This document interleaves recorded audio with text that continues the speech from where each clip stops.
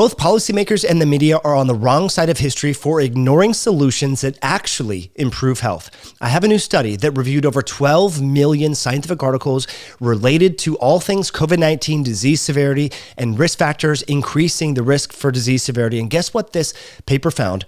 After using artificial intelligence to comb through all of the data, they found that the same contributing factors that worsen or contribute to severe COVID-19 are involved in the etiology and development of common chronic diseases.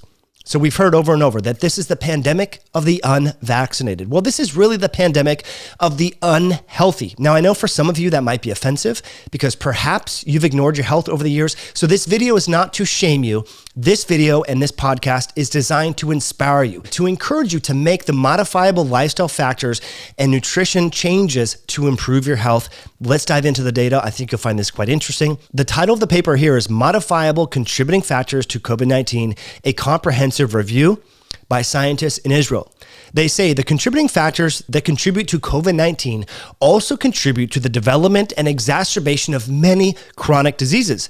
As results from the study and from our recent COVID-19 chronic disease commonality studies have shown, from the perspective of causality, COVID-19 and associated comorbidities have very similar origins. Let me just take a quick pause, friends. When I promoted this very idea, about 3 years ago, this January, to be precise, January 27th, 2020, there was many people that said, I'm unfollowing you. You are not, this is not what the experts are saying. You do not know what you're talking about. Stay in your lane. This is a new pathogen. Diet, lifestyle, exercise has nothing to do with it. While they stockpiled McDonald's, soda, breads, sugar, and flour. Okay, here we are now, 3 years later almost, and we have esteemed scientists who are able to comb through data using artificial intelligence of 12 million scientific published papers and find, oh, well, guess what?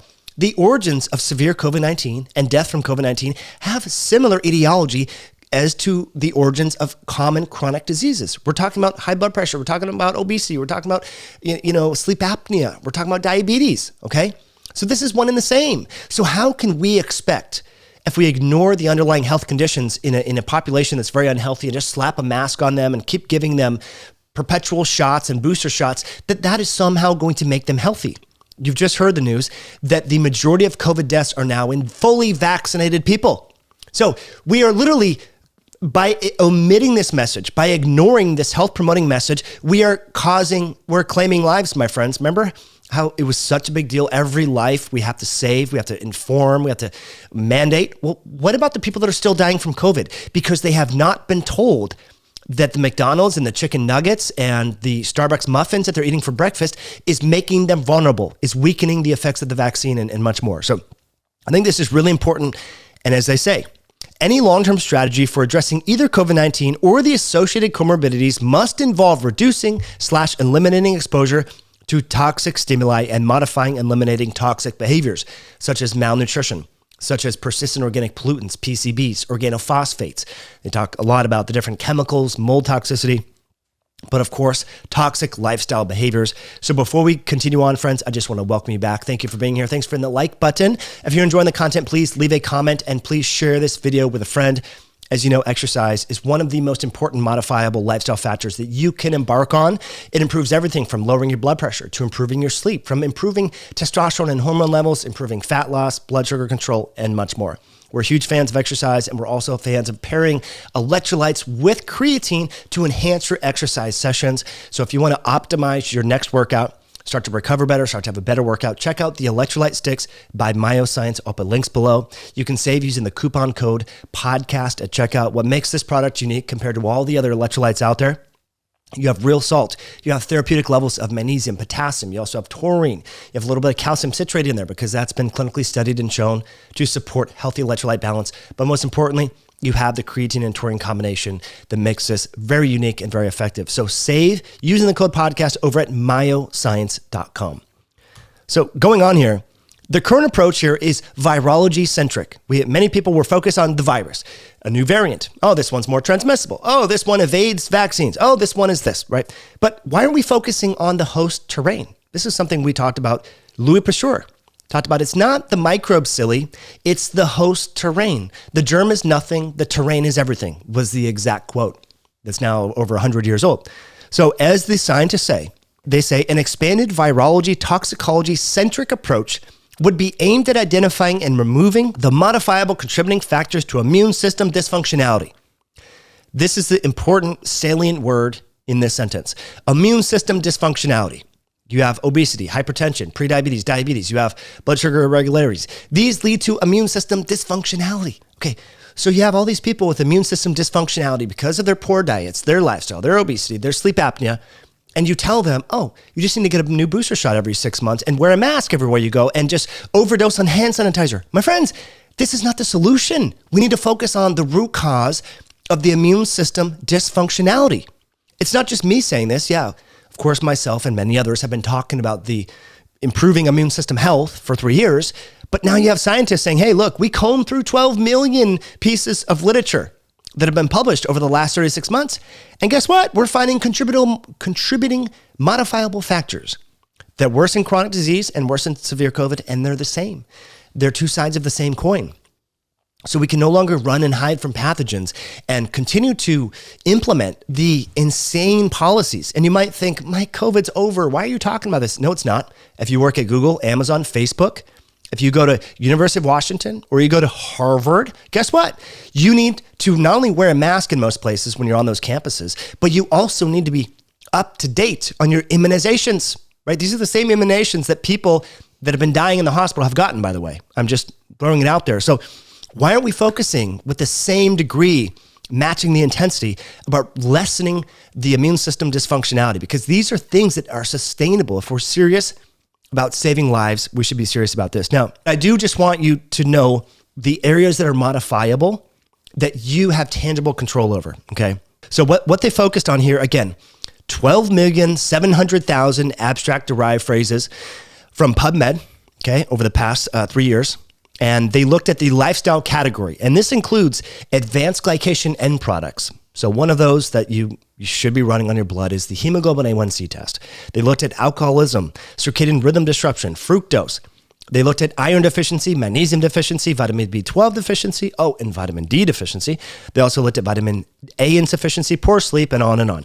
So these are all lifestyle modifying factors that you have volitional control over, friends. You should be supplementing with vitamin D and vitamin A. You should have sufficient magnesium, especially if you exercise or go in the sauna. You should supplement.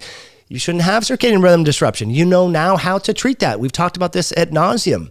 Morning sunlight, dimming your lights at night, making sure that your bedroom is under 5 lux. I've shared with you meters and how to do this.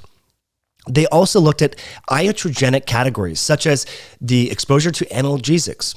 So these would be like Tylenols, ibuprofen, painkillers, things like that, antidepressants. Certain drugs interfere or interact with the immune system and actually make people more vulnerable to severe infectious disease, it turns out.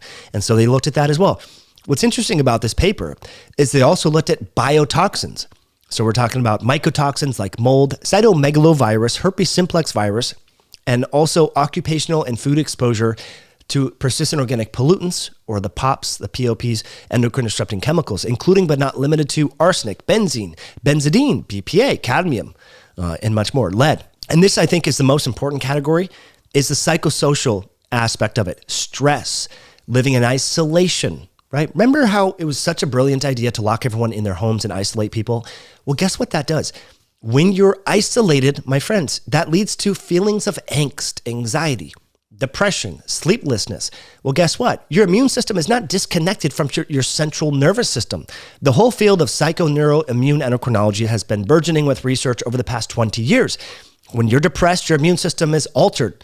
I shared with you a study on Monday of this week on our live video where we talked about in HIV positive individuals who are homosexual, the men who are still in the closet had statistically, after controlling for other factors, worse outcomes compared to men who are open. Okay, so what does that mean? If you're living in a lie, if you're cheating on your spouse, if you're stealing money in your business, if you're supposed to be working 20 hours a week, but you're only going to the office 10 hours and your boss doesn't yet know, you're living a lie. When you lie or when you're dishonest and you're not telling your truth and living with integrity, that compromises the health of your immune system. So for all the people that said, well, I had a friend who was healthy, like they exercised and they still got severe COVID. So therefore, anyone can get severe COVID. Well, let's talk about your friend's social connections. Let's talk about your friend's circadian rhythm disruption. We can't just look at one factor like nutrition or exercise. There's many other factors, as we've been talking about. The toxins, the biotoxins, the iatrogenesis, what medications was your friend on or not on. All those things come into play here. Even being unmarried was linked, and so people who are living alone mostly, was linked with more severe COVID, right? Because you're ruminating, you're stressing, you're reading the statistics and all of that. And so again, this is very important. The people that have ignored this are going to be on the wrong side of history. There's only been one major public health official policymaker in the entire world, Nayib Bukele in El Salvador, where he talked about, and they promoted a video in 2021, it was about this time, like November 2021, and said, hey, look, there's a lot of modifiable factors that we have access to, and encourage citizens to exercise outdoors, to eat healthy foods, to get sleep and less sugar. And that was brilliant. But unfortunately, that video only got like 6 million views.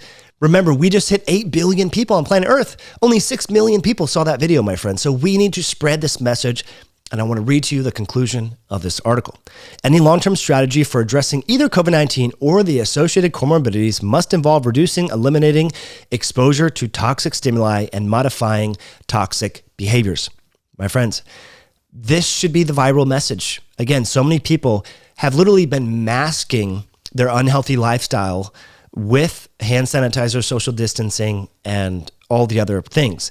Those factors, right? Focusing on the virology and sort of centric approach, that is not lessening the immune dysfunctionality that many people experience. And so it's time that we start to make this the main thing.